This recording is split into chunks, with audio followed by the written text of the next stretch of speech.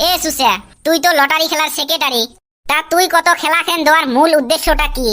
তোমার আরো ফির কথা রে, মুইয়ে খেলা লাগাইছম আর মোকে কোন মূল উদ্দেশ্য কি? তুই কত আগত খেলা খেন দেওয়ার মূল উদ্দেশ্য হইছে টাকা কামা।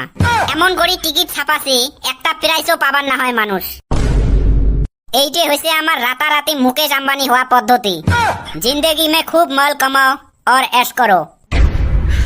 এ সুসে, আরো ডায়লগ মারিস ভিলেনের।